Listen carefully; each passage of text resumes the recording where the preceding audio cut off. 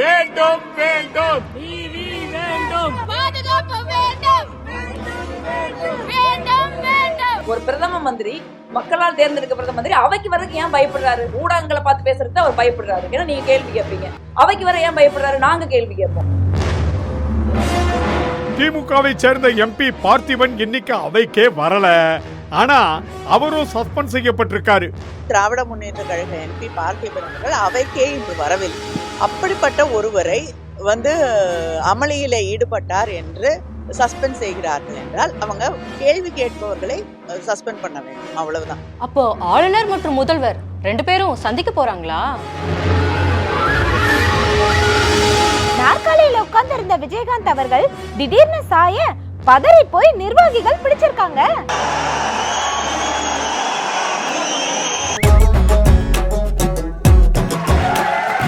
அதாகப்பட்டது மகாஜனங்களே. வீட்டுக்குள்ள 1000 வசதி இருந்தாலும் காத்தாட இப்படி மொட்டை மாடியில உட்கார்ற சுகம் இருக்கே, வேற லெவல். அது வேலை வெட்டி இல்லாம உட்கார்ந்து இருந்தா எல்லாமே சுகமா தான் இருக்கும். என்ன ஆண்டி, அங்கிள காலையிலே வாட்டி எடுக்க ஆரம்பிச்சிட்டீங்களா? ரொம்ப திட்டாதீங்க, மாடியில இருந்து எகிரி குதிச்சிட போறாரு. ஏமா, இது என்ன பார்லிமெண்ட்ல இருக்கிற பார்வையாளர்கள் மாடமா எகிரி குதிக்கிறதுக்கு? ஏண்டி சின்ன புள்ள, அந்த பொண்ணுகிட்ட போய் பாலிடிக்ஸ் பேசுறீங்க? அங்கிள், பாலிடிக்ஸ் பேசுறதுல சின்ன பிள்ளை பெரிய பிள்ளைன்னு ஒதுக்கி வைக்காதீங்க. ஆண்டி சொல்றது முக்கியமான மேட்டர் தான். அப்படி சொல்லடி செல்லம். நாடாளுமன்றத்துக்குள்ள குதிச்சு வண்ணப்பொடிகளை தூவுற அளவுக்கு நிலைமை கெட்டு கிடக்கு. நாடாளுமன்றத்துக்கே இந்த கதினா நாட்டு மக்களுடைய கதி என்னவாக போகுதோ? ஆமா ஆண்டி, அந்த கலர் பொடி போக விஷ புகையா இருந்தா என்ன பண்றது? நினைச்சு பார்க்கவே ரொம்ப பயங்கரமா இருக்கு. நீ சொல்றதும் கரெக்ட் தாமா. நாடாளுமன்றத்துக்குள்ள பயன்படுத்தின வண்ணப்பொடி விளையாட்டு நிகழ்ச்சிகளின் போது ரசிகர்கள் பயன்படுத்துவாங்க. போட்டோ ஷூட் நிகழ்ச்சிகள்லையும் இந்த வண்ண புகை பயன்படுத்தப்படுது. இராணுவத்திலையும் இந்த வண்ண புகை குண்டுகள் பயன்படுத்தப்படுகின்றன. எதிரியின் பார்வையிலிருந்து தப்பிக்கிறதுக்காக இந்த வண்ண புகை குண்டுகள் பயன்படுத்தப்படும்னு சொல்றாங்க. ஒருவேளை விஷப்புகை வெளியேற்றப்பட்டிருந்தா நிலைமை ரொம்ப மோசமாயிருக்கும். சர்வதேச அளவுல நம்ம நாடாளுமன்ற விவகாரம் தான் இப்ப பரபரப்பா பேசப்படுது. நாடாளுமன்றத்துல இப்படி ஒரு பாதுகாப்பு குறைபாடு ஏற்பட்டதை பத்தி விசாரிக்கிறதுக்காக உள்துறை அமைச்சகம் உயர்மட்ட குழுவை அமைச்சிருக்கு.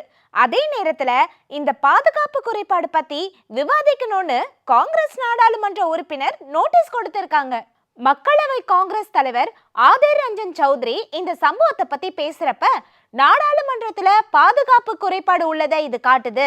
நாடாளுமன்ற தாக்குதல் தினத்துல இந்த சம்பவம் நடந்திருக்கு, இது பாதுகாப்பு குறைபாடை காட்டுதுன்னு சொல்லியிருக்காரு. ஆமாண்டி சொல்லும். திமுக எம்பி கனிமொழி அவர்களும் இதை பத்தி பேசியிருக்காங்க. பார்வையாளர்கள் பகுதியிலிருந்து இப்படி திடீர்னு குதிப்பாங்கன்னு நினைச்சு கூட பார்க்கலன்னு சொல்லியிருக்காங்க. அது மட்டும் இல்ல, பழைய நாடாளுமன்ற கட்டிடம் இதை விட பாதுகாப்பாக இருந்துச்சுன்னு சொல்லியிருக்காங்க.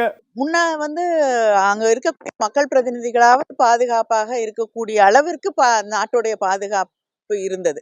இன்னைக்கு அதுவும் இல்லாத ஒரு நிலைக்கு நாம் தள்ளப்பட்டிருக்கிறோம். அதனால நாட்டுடைய பாதுகாப்பு என்பதை தொடர்ந்து எதிர்க்கட்சிகள் முன்வைக்கக்கூடிய ஒரு கருத்து தான். நாட்டுடைய பாதுகாப்பு சரியாக இல்லை. அது எல்லைகளாக இருக்கட்டும், எல்லா இடங்கள்லயுமே பாதுகாப்புல நிறைய லாப்சஸ் இருக்கு அப்படிங்கிறத தொடர்ந்து எதிர்க்கட்சிகள் சொல்லி கொண்டிருக்கிறது. ஆனால் இன்னைக்கு இது கண்கூடாக பார்க்கக்கூடிய ஒன்றாக இன்னைக்கு நடந்திருக்கு. இது மிகப்பெரிய அவமானம். உலகத்துல இருக்கக்கூடிய எல்லா நாடுகளுமே இதை பார்த்து கொண்டிருக்கும். இதே கருத்தை தான் காங்கிரஸ் நாடாளுமன்ற உறுப்பினர் ஜோதிமணி அவர்களும் சொல்லியிருக்காங்க.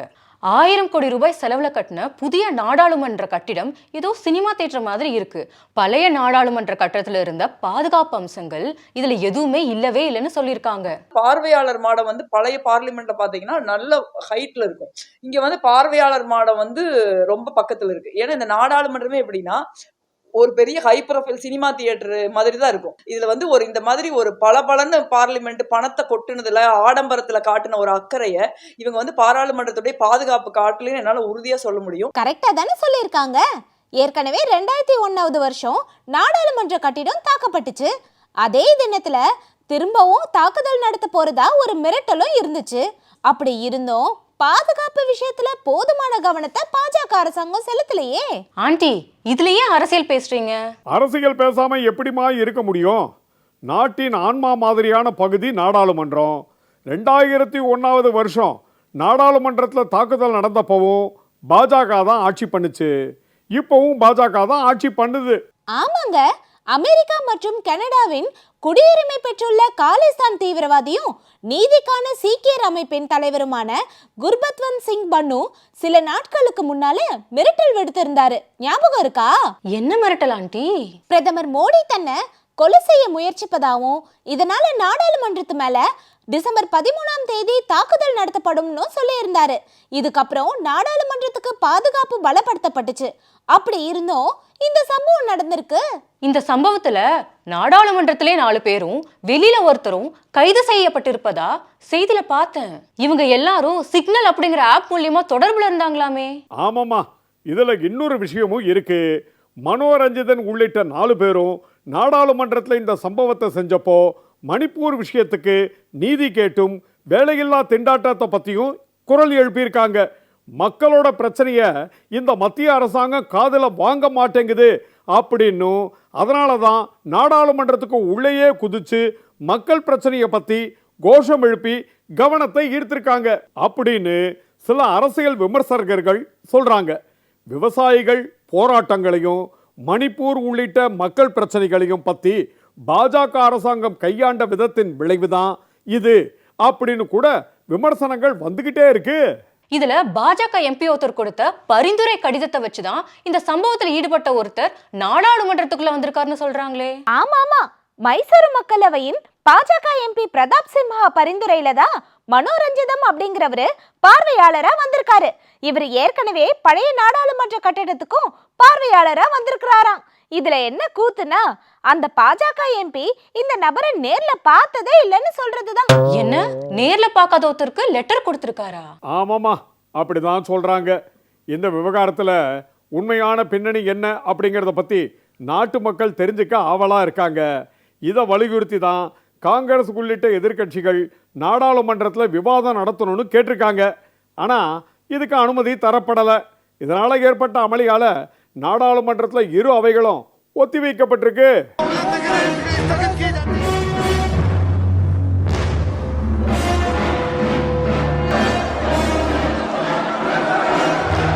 ஆமாங்க, நான் கூட பார்த்தேன். எம்பிக்களுடைய காலணிகள் முதற்கொண்டு இன்னைக்கு சோதனை நடத்திருக்காங்களாமே. அது மட்டும் இல்லாம நாடாளுமன்றத்துல 8 பணியாளர்களை பணிவிடை நீக்கமும் செஞ்சிருக்காங்களாம். இந்த சம்பவத்தில் முழுமையான விசாரணை நடத்தி சீக்கிரமா நாடாளுமன்றத்தின் பாதுகாப்பையும் நாட்டு மக்களின் பாதுகாப்பையும் மத்திய பாஜக அரசாங்கம் உறுதி செய்யணும். கண்டிப்பாங்க. காங்கிரஸ் கட்சியோட தலைவர் திரு கார்கே, முதலமைச்சர் திரு ஸ்டாலின் உள்ளிட்டவர்கள் இதை வலியுறுத்தி இருக்காங்க. நம்ம விஜய் வசந்த் எம்பி அவர்களும் இந்த விவகாரத்துல விரைந்து நடவடிக்கை எடுக்க வலியுறுத்தி அறிக்கை ஒன்றை வெளியிட்டிருக்காரு. இன்னைக்கு இன்னொரு பெரிய கூத்து நடந்திருக்கு. நாடாளுமன்றத்திலிருந்து தமிழ்நாட்டை சேர்ந்த 7 எம்பிக்கள் உள்ளிட்ட 15 எம்பிக்கள் சஸ்பெண்ட் செய்யப்பட்டிருக்காங்க. இதுல காங்கிரஸ் கட்சியை சேர்ந்த மாணிக்கம் தாகூர், ஜோதிமணி, திமுகவை சேர்ந்த கனிமொழி உள்ளிட்ட எம்பிக்கள் அடக்கம். சஸ்பெண்ட் செய்யப்பட்ட எம்பிக்கள் நீதி வேண்டும் நீதி வேண்டும்னு போராட்டத்தில் ஈடுபட்டாங்க. வேண்டும் வேண்டும் வேண்டும் வேண்டும் நீதி வேண்டும், பாதுகாப்பு வேண்டும், வேண்டும் வேண்டும் நீதி வேண்டும், வேண்டும் வேண்டும் நீதி வேண்டும். கனிமொழி எம்பி அவர்கள் இதை பத்தி பேசும்போது திமுகவை சேர்ந்த எம்பி பார்த்திபன் இன்னைக்கு அவைக்கே வரல. ஆனா அவரும் சஸ்பெண்ட் செய்யப்பட்டிருக்காரு. இதிலிருந்து பாஜக அரசோட நடவடிக்கைய நீங்க புரிஞ்சுக்கலாம்னு சொன்னாங்க. பாராளுமன்றத்திலே குதித்து அமளியிலே ஈடுபட்ட 2 பேருக்கு கையெழுத்து போட்டு கொடுத்த பாஜக எம்பி அவையிலேயே இருக்கிறார். அவர் கூப்பிட்டு எந்த விசாரணையும் நடக்கவில்லை, கேள்வி கேட்கப்படவில்லை, ஒண்ணுமே நடக்கல. அவர் பாராளுமன்றத்திலே அவருக்கு சஸ்பென்ஷன் கிடையாது. அவர் அவையில இருக்கார். இதுதான் இவங்களோட நியாயமா, இதுதான் ஜனநாயகமா அப்படிங்கிறது தான் எங்களுடைய மிகப்பெரிய. திராவிட முன்னேற்ற கழக எம்பி பார்த்திபன் அவர்கள் அவைக்கே இன்று வரவில்லை. அப்படிப்பட்ட ஒருவரை அமளியில ஈடுபட்டார் என்று சஸ்பெண்ட் செய்கிறார்கள் என்றால் அவங்க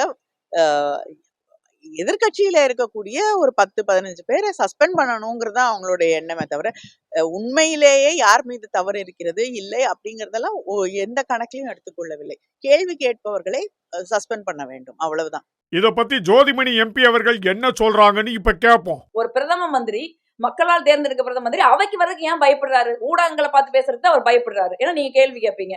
அவைக்கு வர ஏன் பயப்படுறாரு? நாங்க கேள்வி கேட்போம். யாருமே கேள்வி கேட்க கூடாது அப்படின்னு எப்படி? ஒரு மக்கள் விரோத அரசு நீங்க நடத்துறீங்க, போராட்டங்கள் வெடிக்குது. நாங்க வந்து எதிர்க்கட்சியா இருக்கோம், நாங்க மக்களுடைய பிரச்சனைகளை பேசதான் நீங்க இங்க வந்திருக்கோம். ஆளுங்கட்சியும் கூட தான் பேசணும், அவ்வளவு பிரச்சனை இருக்கு இங்க. சோ அதனாலதான் வந்து எங்களுடைய குரல் வளைய நசுக்க அவங்க முயற்சி பண்றாங்க. மிக நிச்சயமா அதுக்கெல்லாம் நாங்க அச்சப்பட போவதில்லை. இதே மாதிரி திமுக மக்களவை உறுப்பினர் டிஆர் பாலு அவர்கள் செய்தியாளர்கள் கிட்ட பேசியிருக்காரு. அவர் என்ன சொல்லியிருக்காரு நீங்களே பாருங்க. டெம்பிள் ஆஃப் டெமோக்ரஸி சொன்னது நேரு காலத்துல நேரு சொன்னது. டெம்பிள் ஆஃப் டெமோக்ரஸின்னு அவர் சொன்னாரு. இப்போ டெமோக்ரஸி சிஸ்டத்தை, ஜனநாயக முறைகளை, கோட்பாடுகளை மதிக்கிற ஆட்சி கட்சி இதுக்கு பிஜேபி கிடையாது. இதுதான் இதெல்லாம் வலியுறுத்தி சொல்றதுக்கு இதுதான் காரணம். அவங்களுக்கு அதை பத்தியெல்லாம் கவலை கிடையாது. அவங்க மெஜாரிட்டி, புரூட்டல் மெஜாரிட்டி இருக்க எது வேணாலும் செய்யலாம். பாவா சஸ்பெண்ட் பண்ணலாம், வெளியில அனுப்பலாம். இங்க 14 பேர் சஸ்பெண்ட் பண்ணிருக்காரு, இது ஒண்ணும் கிடையாது, இது ஒரு பண்ண போறாங்க. நாளைக்கு நாங்கெல்லாம் வந்து எதிர்கோஷம் போட்டாலோ ஏதோ பண்ணாலும் எங்களையும் சஸ்பெண்ட் பண்றதுக்கு வாய்ப்பு இருக்குது. ஆளுநர் RN ரவி அவர்கள் மேல தமிழ்நாடு அரசு தாக்கல் செஞ்ச மனு விசாரணையில உச்சநீதிமன்றம் முக்கியமான தகவல் வெளியிட்டிருக்கு பாத்தீங்களா? உச்சநீதிமன்றத்துல தமிழக அரசு வழக்கு தொடர்ந்ததோட எதிரொலியா ஆளுநர் கிடப்புல கிடந்த 10 சட்ட மசோதாக்களை தமிழக அரசுக்கு திருப்பி அனுப்பி வச்சாரு. அந்த மசோதாக்களை மீண்டும் மறுநிறைவேற்றம் செய்த தமிழக அரசு 2வது முறையா ஆளுநருக்கு அனுப்பி வச்சது.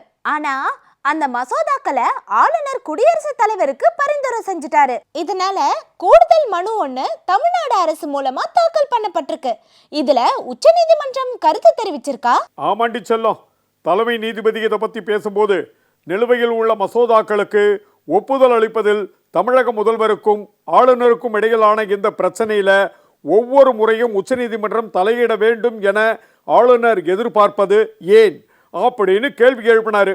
இருவருக்கும் இடையே பரஸ்பரம் சுமூக உறவு இருந்தால்தான் தீர்வு கிடைக்கும் அப்படின்னு சொல்லியிருக்காரு. அப்போ ஆளுநர் மற்றும் முதல்வர் 2 பேரும் சந்திக்க போறாங்களா?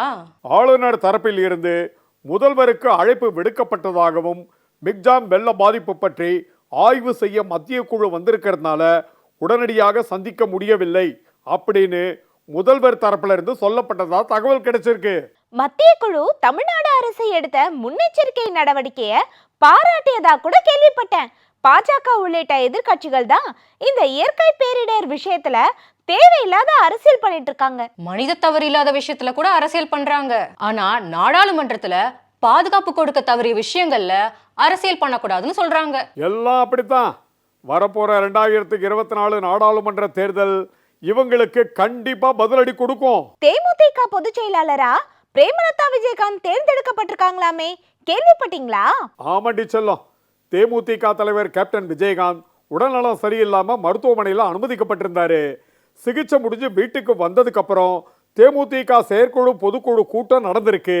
இதுல தான் பொதுச் செயலாளரா பிரேமலதா விஜயகாந்த் தேர்ந்தெடுக்கப்பட்டிருக்காங்க. நாற்காலியில உட்கார்ந்து இருந்த விஜயகாந்த் அவர்கள் திடீர்னு சாய பதறி போய் நிர்வாகிகள் பிடிச்சிருக்காங்க.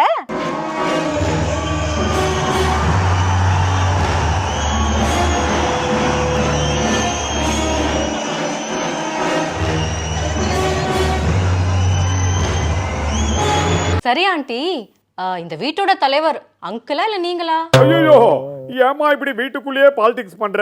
இந்த வீட்டோட நிரந்தர தலைவர் தலைவி எல்லாமே ஆன்டி தான். அந்த பயம் இருக்கட்டும். அதாகப்பட்டது மகாஜனங்களே.